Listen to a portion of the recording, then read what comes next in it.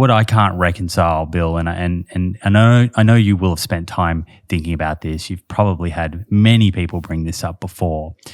What I can't reconcile is that if you look at the epidemiology and even randomized controlled trials, it looks like consumption of omega-6 linoleic acid leads to favorable human health outcomes.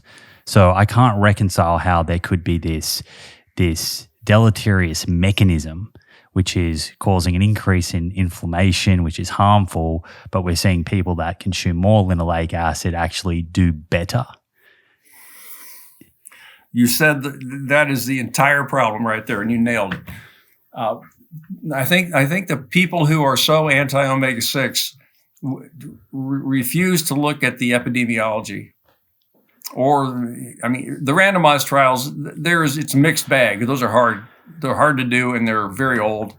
They were very high doses of linoleic acid used. But these studies I've been involved with recently, and we published in the last 2 or 3 years, we've been asking questions like, if you look at a population of 20 or 30,000 people around the world, and you know their blood level of linoleic acid, omega-6, and arachidonic acid, we have then asked the question, well, do the people who have the highest omega-6 levels in the blood, linoleic or arachidonic, are they more likely or less likely to develop heart disease over time or to develop diabetes over time? And in both cases, or just as you said, what we found is that the people who have the highest levels of linoleic acid in their blood are the least likely to develop cardiovascular disease and least likely to develop diabetes. It's the low levels of omega-6 in the blood that increase risk for those two conditions. And the people I know who have a problem with omega-6 will never respond to that kind of data. They don't engage the question. They just simply ignore it and say, look at the metabolic chart. Look at the fact that these compete with each other. Well, fine, but life is a lot more complicated than a metabolic chart. And I don't know how you reconcile these observational data, which follow people over decades of life. It's not just a 4-week metabolic ward study. So I do think the omega-6s are getting a bad rap. So if the other thing that comes up here, Bill, it's another mechanism. So again, you've just explained there that the health outcome data is more important, or we should be giving more weight to that. But the other thing I do hear, and I wonder if there's any legitimacy to this in any sort of way, shape, or form, is that omega-6s, linoleic acid in particular, increases the oxidation of LDL, and then that it's oxidized LDL, not elevated LDL in general, but oxidized LDL that is the problem. Have you heard that one before?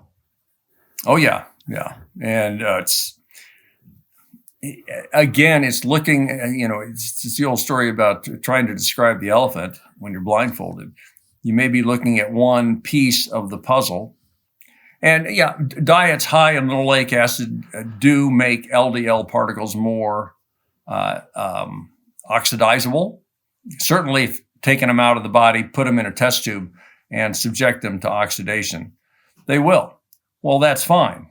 But you can't translate, you can't therefore assume that because you have higher blood levels. There are also in the blood protective mechanisms that get kicked off by having more linoleic acid in the blood that will protect your LDL particles from oxidation. And even if oxidation was a problem, at the end of the day, we still see, the thing is, you measure what you can measure, but you forget that there are other things going on inside the body, inside cells that you're not measuring.